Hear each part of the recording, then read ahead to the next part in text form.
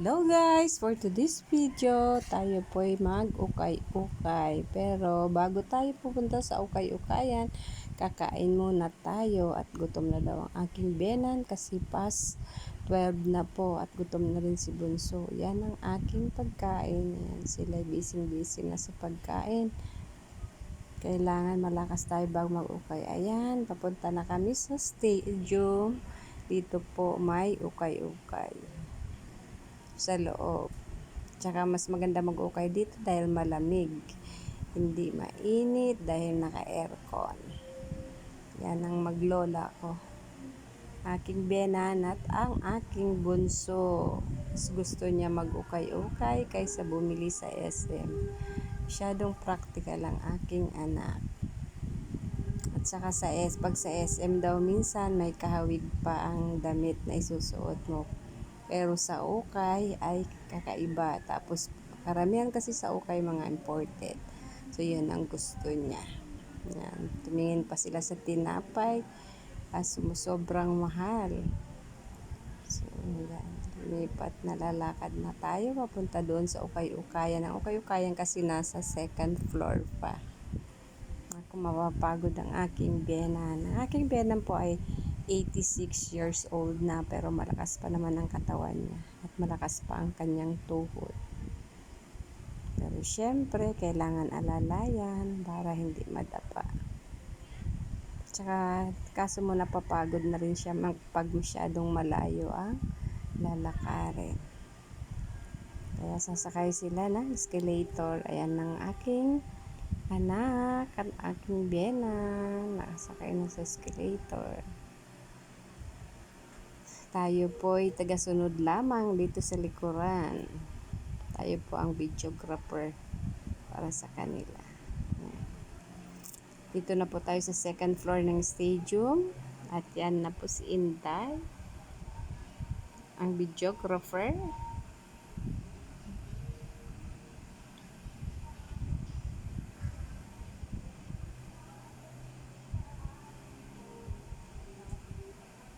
Masarap kasi mag-ukay dito kasi malamig. Meron din ukayan doon sa may palengke ng Naik. Kaso mainit doon. Baka mahilo ang aking benan. Kaya dito na lang para makagala-gala din siya. Para hindi lagi siya na-stuck sa bahay. Kaya nang malaman niya, pupunta kami sa Naik at mag-uukay. Kasama daw siya. Kasi sinamahan ko din siya mag-update ng kanyang SS. So, ayan, maglola. Papasok na sa ukayan.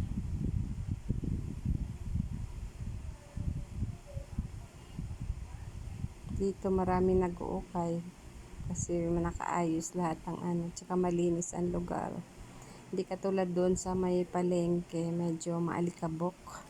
Tsaka sobrang init. Yan ang presyo nila. May 65, may 50 pesos. May 100, new arrival 220. Yan ang aking benan. Nagsimula na yan mag-ukay.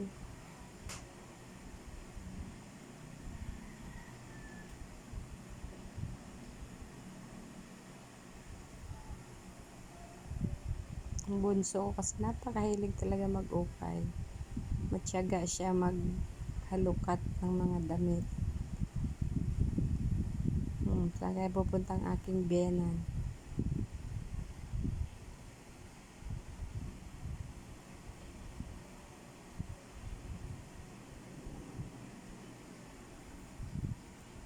So, tumingin ang aking benan ng pansexing damit. Body fit, 50 pesos.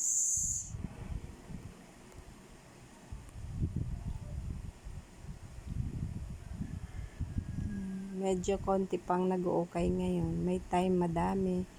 May time konti. Kasi ngayon parang mga old stock na lang nandito. Wala masyadong bagong, wala new arrival na ukay. Kasi pag alamatan ng mga ibang tao kung kailan darating ang mga bagong ukay. Kaya ngayon, mga tira-tira. Kaya ang presyo mga 50, 65. Kasi pag mga bago, minsan ng blouse is 150, 200, dress 200. Pero ngayon 100 na lang yung mga short, yung mga 100. Kasi medyo mga old stock na po ang nandito.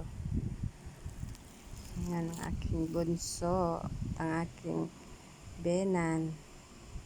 Nakihalungkat mabuti ang aking benan. Kalamong tunay. Oh. Tuwang-tuwa siya maghalungkat ng mga blouse.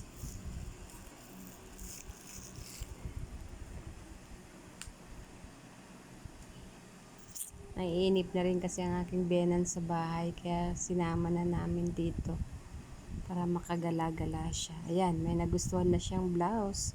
Gusto na daw niya to. Papuputulan daw niya yung manggas. 65 pesos. Ang ganda rin ng tela, malamig. Hindi na yan bibitawan ni nanay ang gusto niya. Ito daw ang gusto niya. O yun, dala-dala na. Gusto niya talaga.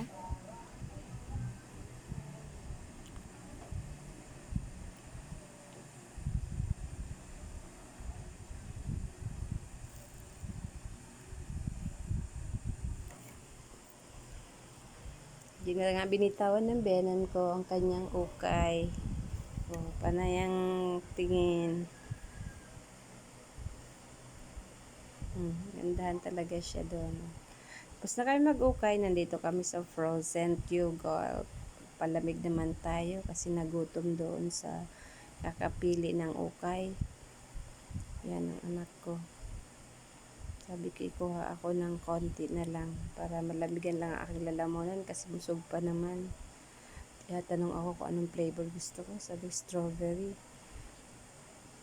Tama na, isa hanggang dalawang strawberry kasi pag bumigat yan, ako mapapamahal ka.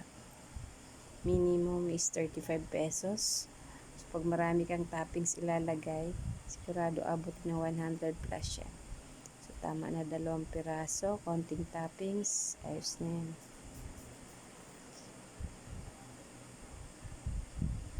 Lagyan ng graham. Chocolates.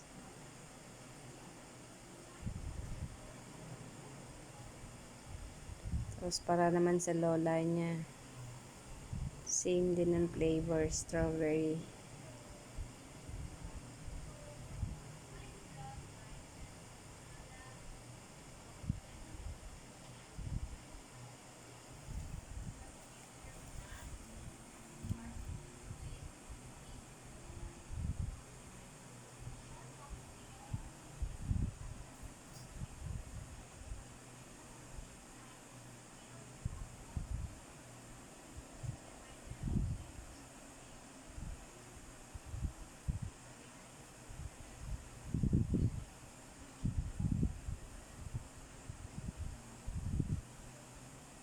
Yan naman ang para sa kanya.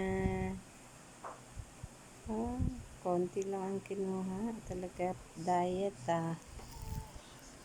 Ayaw talaga ng madami Yan na po ang sa amin ng aking biyenan. At ayan na si Nene. Siya na po ang nagbayad. Yan, ito na po ang aking biyenan nag-iintay. Napagod sa kakaukay. So, magmimerienda muna tayo. Dahil magti 3 o'clock na. Kaya it's merienda time. Palamig muna sa Frozen Yogurt. Si Bunso. Pagod din sa kakaukay at sa kakasukat ng kanyang ukay.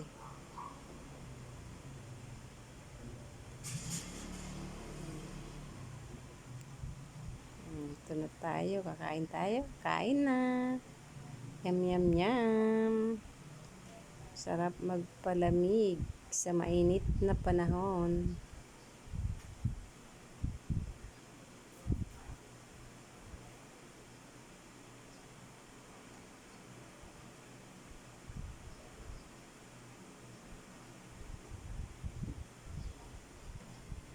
Pagod ata ang benan ko. Ayan. Ayaw naman kumain, busog pa daw siya. Gusto lang niya tubig, uminom ng tubig. At saka yan, nag-french fries. Yung french fries niya sa Jollibee, dinala pa rito. Ayun pa lang niya merienda.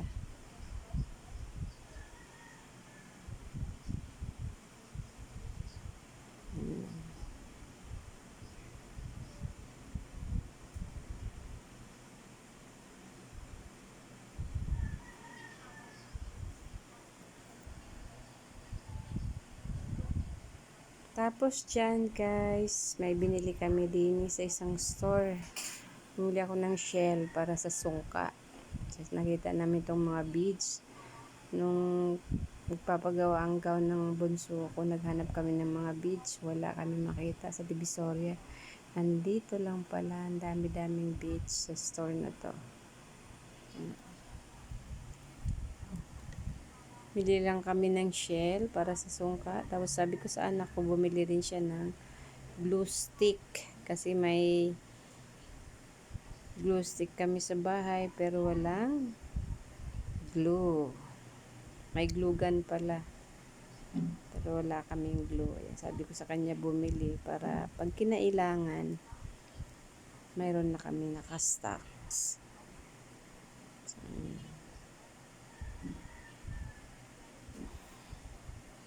bili lang siya ng 3 piraso. So, ngayon, nandito naman kami sa SM para mag-grocery si Bunso ng panggawa niya ng cookies. Ikot, bibili raw siya ng chocolates, ng oatmeal, at saka mga shampoo na kailangan niya. Yan, kumuha siya ng oatmeal dyan.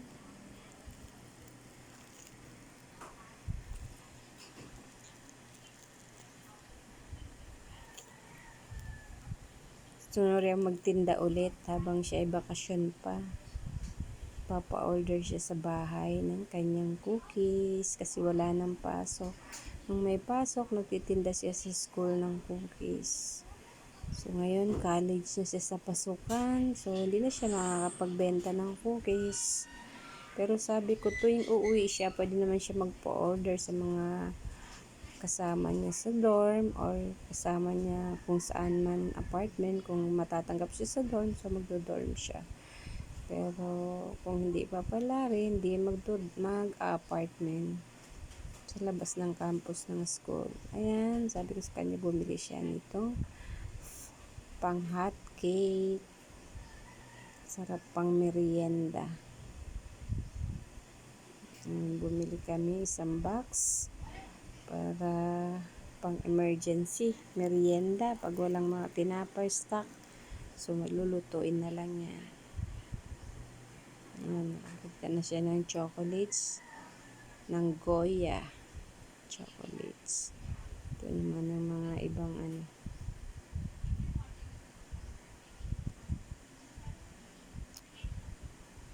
na stock na hata, inaamoy pa yung mga flavor.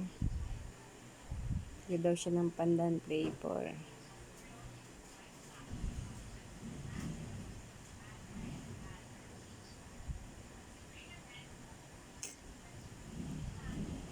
Bibili siya ng shampoo at saka keratin. Ayaw niya ng cream seal, gusto niya ng keratin. Yun lang guys, thank you so much for watching. Bye bye.